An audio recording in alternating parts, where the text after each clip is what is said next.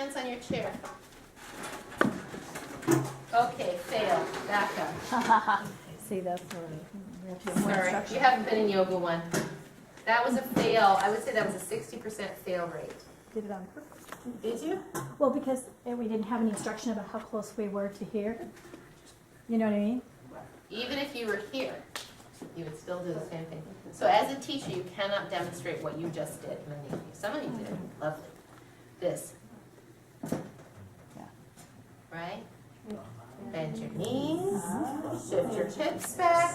Hands on your chair. Every single time for now and the rest of your life. Okay, stretch your fingers out. Baby fingers around the edge of the chair. Middle finger points straight ahead. Please walk back the length of your arms, the length of your torso. Bring your feet hip distance or shoulder distance apart. Bend your knee. Feel that your weight is not on your toes, it's back toward your heels. If your weight is only on your toes, please walk forward a little bit. Just let the head hang. Good. With big suction cup hands, no little ants could crawl underneath the surface of your hands. Pull your tailbone back from here. Pretend that your ribs are an accordion. As you inhale, expand them wide. As you exhale and the ribs close, press down in the hands and pull the tailbone back. Good. And one more breath. That's better here. That's it. On your next inhale, please pull your chest through your arms. Exhale, push down on your hands. Walk forward, arms straight. Stand up with a straight spine. Good. Okay, I wasn't really giving you a whole lot of detail coming up. Does that make sense? Do you feel comfortable with that? So I'd like you to teach that to your partner. Go over those steps. You don't always have to teach downward facing dog from the chair. If I'm in a Yoga 3 class and I'm going over things, I don't. Sometimes in Yoga 2, if everybody doesn't have a chair out, and I feel like everybody's going to people have kind of had some exposure to it, but maybe a couple people haven't, then I teach it from the floor. That's a possibility. But, you know, in general, it's kind of a nice way to learn it, don't you think? I think it is. All right, so let's do this. Let's sit in Tadasana. With shoulders back and down and thumbs forward.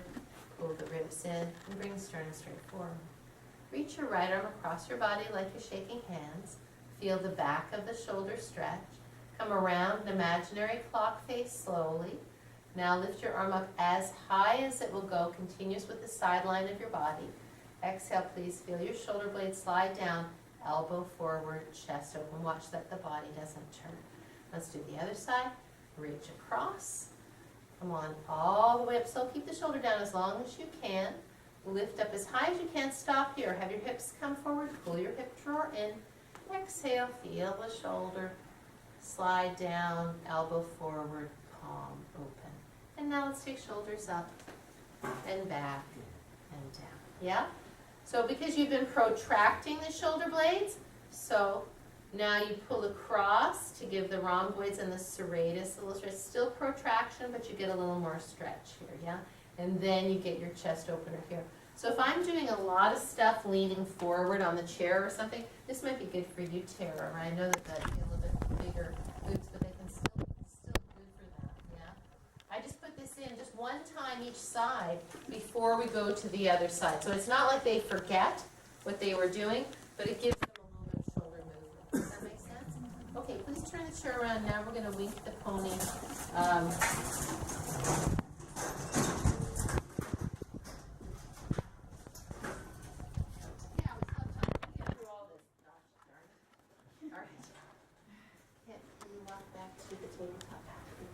Okay, so now we've done this. We've gone over this. The person kind of knows how to do this. So now I'm going to say, please bend your right knee. Turn your belly button to the left. Look underneath your left arm and pull your left hip back from your left hand. Good. Bend your left knee. Turn your belly to the right. Look underneath your right arm. Pull your right hip back from your right hand. Can you see his muscles stretching? So cool. Thank you. Then come back to center. Good. Now, walk forward, pulling your chest through your arms straight, and straight spine all the way up. That looked nice, huh? He was so compliant. He wasn't like most people. Can I use your mat? I like how your shirt matches your mat. Very nice. So here's by far, I think, probably the common error of winking, other than this. I don't know why people look over their arm, but they do. So you have to remember, just say look underneath your arm. It's the prancing pony. I'm looking at you, Doris. The prancing. You know why I actually. Yeah. So they will put their weight. Let me see. Here's the bent leg. They'll put their weight in the straight leg, and then they'll try to lean out here, which you can get a stretch here, but it's harder to get the rotation. Here, you want to be here so that this can pull back. And then when we get to Wink Your Pony Deluxe, you use a little leverage here, right? So it's turned underneath. Put your weight. Now I just go around and tell them to put their weight in. Here, come and do it in, honey. Is it okay? Shoulders are okay? Yeah. All right. Put your weight in your straight leg, and then bend your other knee. Yeah. So then I'll just go over and I'll say, can you put this heel down? Keep this knee bent. Here's the adjustment. Watch this become a little less winky. So the hand goes on the ribs without tickling, just here, like that. This hand goes back. I help him bend his knee, and I rotate him. And if he's sinking, go ahead, sink. Then here, I go up and rotate. Now go the other way. Watch, I switch. I'm over here. Like this. Yeah. So I'm never right behind him. I'm always off to the side. Yeah. Mike, how's that for male, female? That's fine. And for clarification, Yeah. you said at the beginning of class today, you don't want us touching hips yet. So if tomorrow morning, when I'm here helping, Yeah.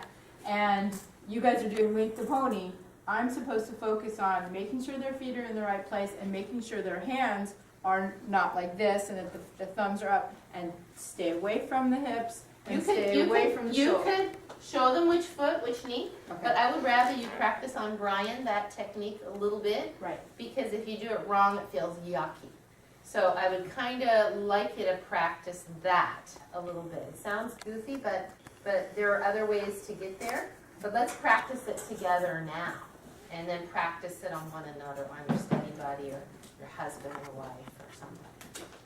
So what you person could do is also is, do you think if you tell them to put the weight in the bent leg, that they can I have. understand that? Okay. Yeah, so if that person's there, sometimes I just come around, but the problem is they're looking over here, right? Oh, okay. So, and now they're like this. So if I'm trying to go over there, sometimes I will say, can you shift your weight over to here? But it's just not as like, and especially this isn't invasive. Even if you're a guy, I mean the hips, around the waist, maybe a little less, a little more, but the heel down is not a big scary thing. That anybody can do. I think I would rather see that. Did you want to say something? Slightly, you start off with the weight in the straight leg and shift it to the bent leg? Is that what you Both legs are bent. Yeah. Then you shift a weight into one bent leg and you straighten the other leg a little bit. So I think shift she it was into showing the what other not She bent was to leg. do. telling him She's what showing not to not do. do. Oh, yeah, that's why I showing got us. confused. Yeah. All right. So let's now one person will get to the tabletop back, decent one. Don't mess it up too much. And then we'll learn this hip shifting, because I tell you what, people love it. When you do this right, you're like, oh, it feels good. So let's learn to make people feel good. All right, now who can I do it on? Is there a third person? Make sure their wrists aren't dropping. Make sure their knees are bent. Find a tabletop. You can switch in with people. Notice if they're sinking in their shoulders. No sinking. So how can we get Miranda's back a little longer? Now lift her forearms up and take her tailbone. I'm going to do it with Anthony. You don't mind. call them I just said you can switch in with somebody if you like. Oh, yeah. Check Paco's wrists. Okay. All right. Have we got it? Can you partners who are assisting, let's watch me, please. Say I'm just going to go right in on this now. Okay. Please go to the person's left side. No, let's do it right. I'm sorry. Right side, because then you can watch me better, right? Go to the person's right side. I should be where you are. Here, switch places with me. Yeah? Put your hands on their right ribs lightly. Their left hip crease. Help them keep the right knee bent. Lift up a little bit, and then push with your right hand and pull with your left. Look underneath. Then put your right hand on the right hip crease, bring them back to center. Move your body to the left. Put your left hand on the ribs, your left hand on the knee. Pull the right hip back and turn them. And I would go more here.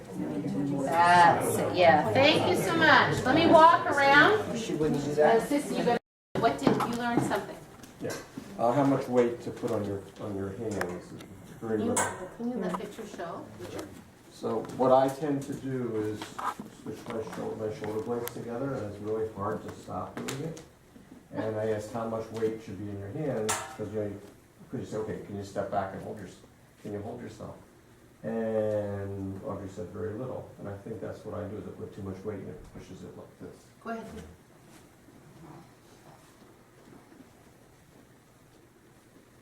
Nice. See, now he has play. Yeah. There you go. Can you make this a hook? Like you're really pulling back from it. Hold on to it. There you go. That's it. Yeah, yeah. There you go. And this elbow, go ahead. This elbow can slightly bend as you come back. Just soft underneath. There you go. And now pull back with this one and lift your ribs up. Yeah. Bend, Junice. There you go. Up. Correct, one thing. Up. But you're behind And him. let's rotate. There we go. So now he's pretty high. He's definitely not squinching his shoulder. I can feel it. The piece is loose. You know, so I just try. You gotta use your hands to keep them up. Which doesn't mean like grab them and go like this. It just means this. Yeah. Otherwise, they're gonna sink into their arms. And I think it's a huge skill to learn. It's really a good one for you and for them. So, okay. So to clarify, your hands, your fingers are about right there. Right. They have I mean, crease. at the hip and at the lowest rib, not up here on Right. the boobs. Yeah, down here. I was adjusting Mike, and of course he knew what was coming, but I barely touched him and moved. Is that true on most adjustments? You don't need to put any pressure and people will catch it? No. No? You have to push pretty hard? This is one where you kind of work your show a bit. Okay. Because they don't know. They're kind of like limp rags and you're kind of moving. In something like this, sometimes it's just like a whoop, and that's all. It's just that. But especially with people who aren't so proprioceptive, you often do more. But that's why it's really good to demonstrate, and it's really good to say, don't just say go. I mean, I think it's really important to establish your authority. Let's do it together. Do we all have our hands here? Even though it sounds school-marmy. And you can say and you can tell them why. You can say because if we aren't careful, we can put too much weight in our shoulders. You wouldn't like it if I took your shoulder and pulled it back like that. But that's what can happen in this pose. So we want to make sure we keep our shoulders safe here. And then that way, and if we do it together, we'll be safer. That's kind of yeah. Would you ever use the assistant to demonstrate while you discuss? Oh, I do that all the time. Okay. I mean, I just use a student usually. Okay. And I don't mind if they make an error, because then it's a way to show what people do. So I'll just pick whoever's standing next to me. Yeah. Yeah. Unless I know that they don't like to be centered out. Mm-hmm. But I try to get people, I think it's good overall to center everybody out. Equal opportunity. Because if people get used to the idea that one time I'm going to pick Miranda, the next one I'm going to then they see that we're all friends at the end. Nobody walked up and went, because you were the demonstrator, right? So, all good. Anybody else have a question on this? Foot, knee. It's a little tentative to get in, but you got to get in with your leg. Get in with your leg. All right. Let's do downward facing dog. But before we do, how about we do this one? Please come to Tadasana. I call this making an arm bracket. and a teeter-totter or teeter-totter.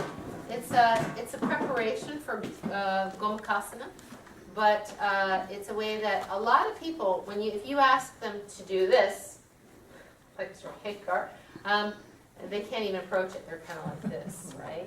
And this is not useful. This is an approximation of something that doesn't have the same action. Look where my arm bone is, right? This one. So much better to have them depress the shoulder, bring the arm across, and if they're here, then have them hold with their hand, right? So let's make a bracket. This is the bracket, right? Now you have a teeter-totter sitting over this bracket. Just for fun, lift your shoulder up. Do you feel your neck tighten? So this is what I call strangulation pose.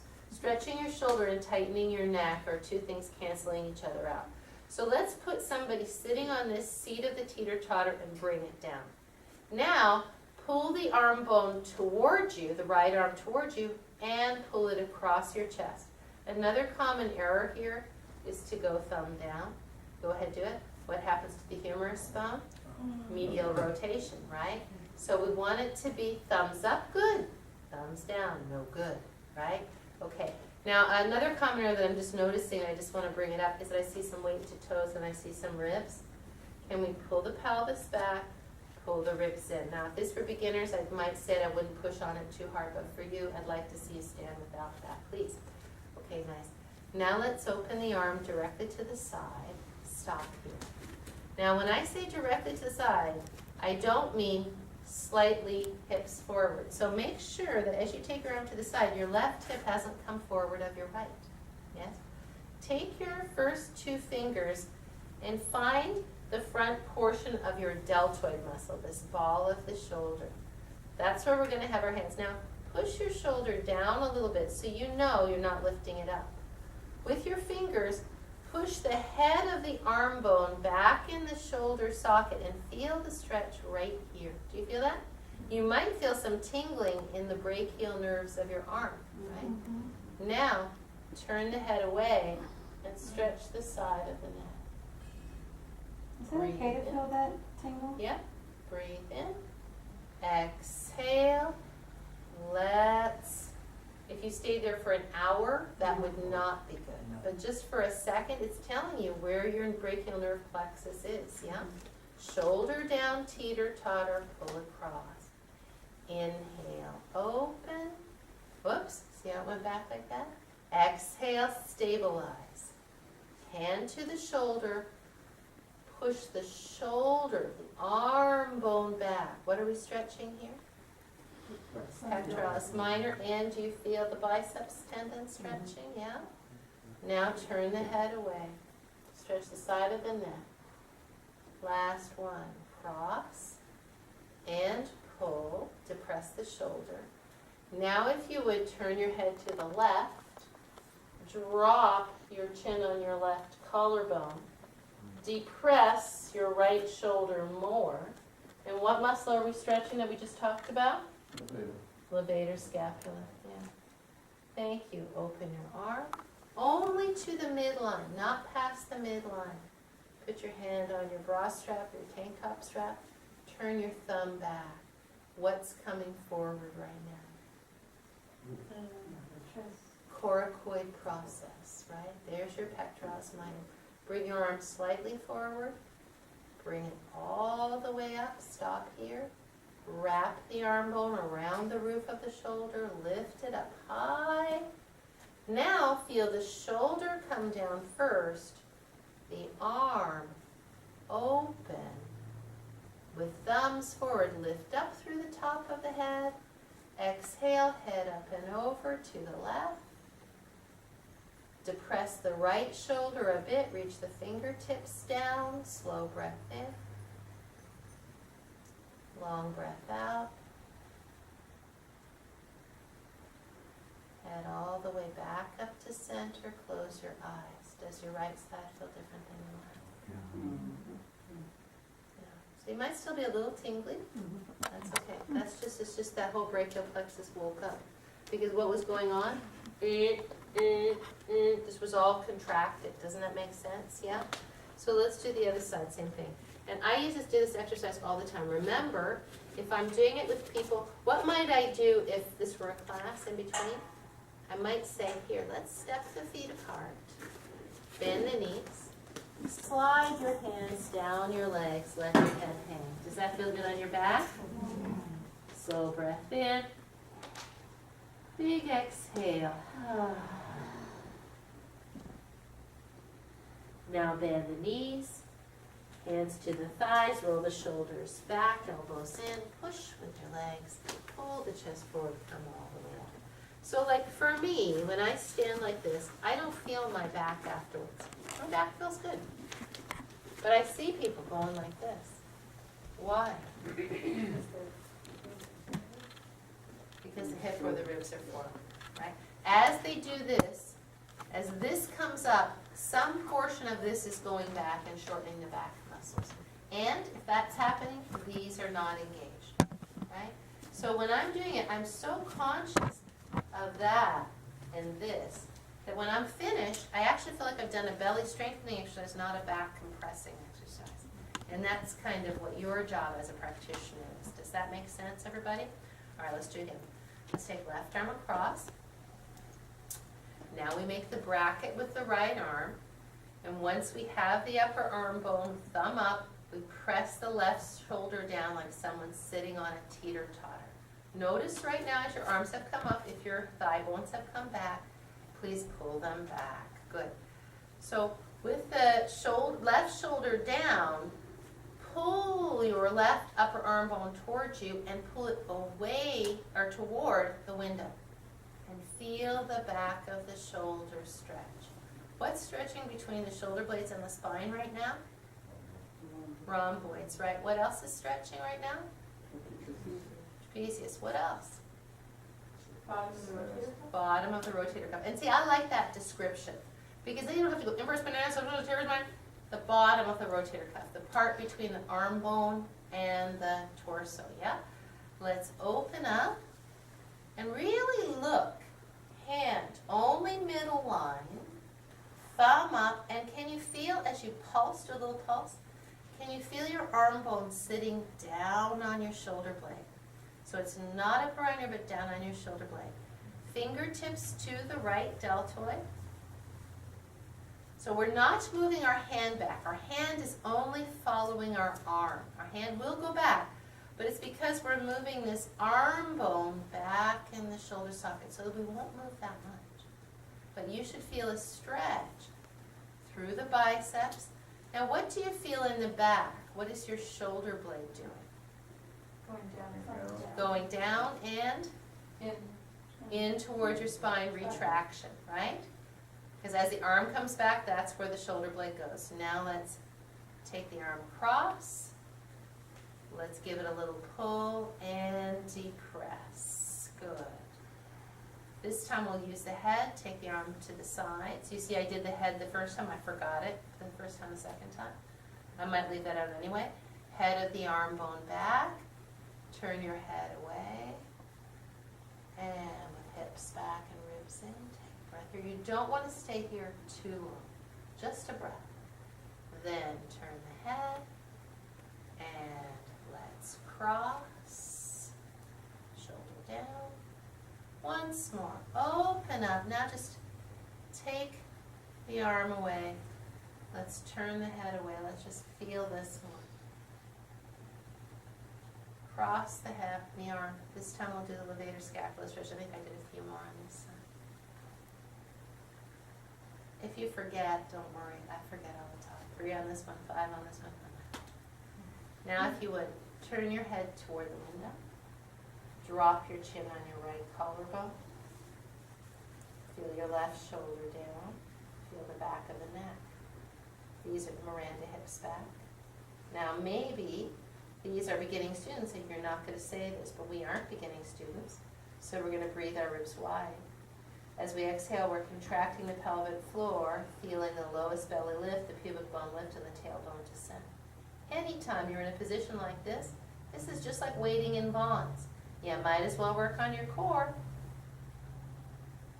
Now open the arm. Stop at the midline.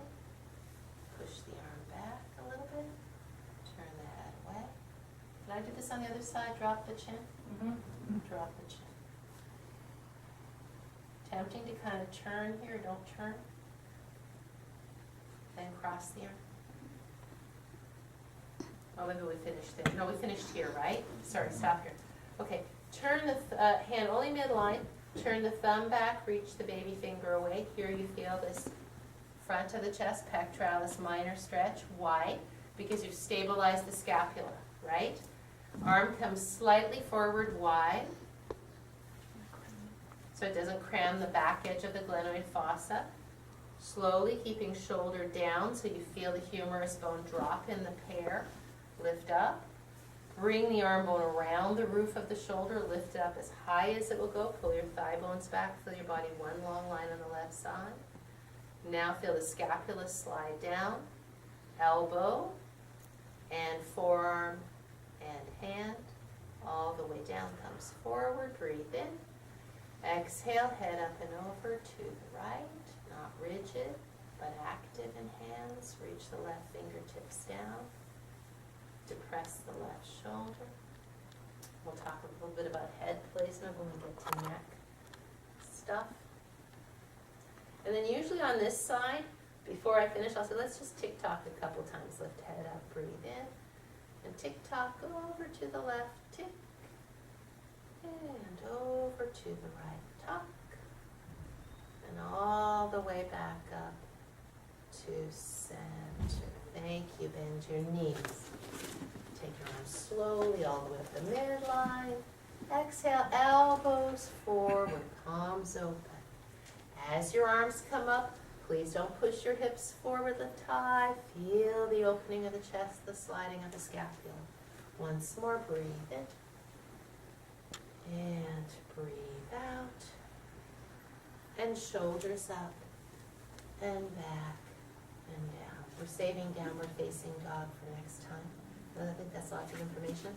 I would like you as homework to work with your study buddy and do that downward facing dog sheet, if you would.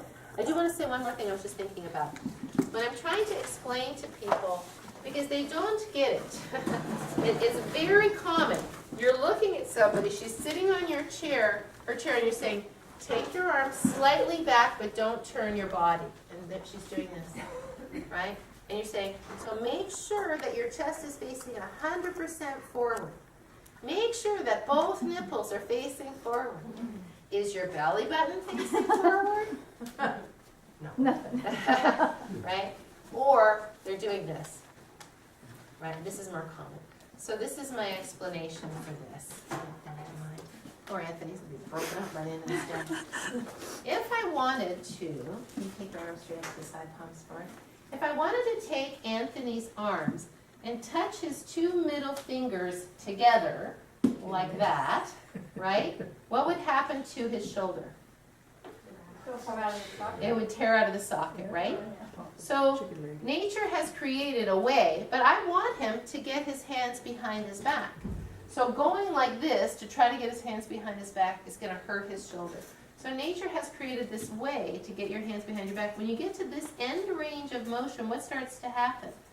The heads of the shoulders start to rotate forward so that you can bring the arms back behind you, right? Or maybe just do this, cross hands. Yeah, right? So now he can do that. His arms are internally rotating now. So when his arms internally rotate, which way do his shoulders go? They go forward, right? Thank you. So, thank you. So you have to be aware as a practitioner, if you want to stretch your chest, we've just discussed that when your hands come onto your keyboard, your chest muscle tightens, right? The head of the shoulder comes forward. So if you go back so far that the head of your shoulder starts coming forward, that is the keyboard position. That's not the chest muscle stretching position. So don't be the over-enthusiastic yogi and think, oh, I'll go really, really far back, because you're actually doing the counter movement to what you're trying to do. So better to do less and open your chest more. Does that make sense, everybody? Okay. So let's see. We have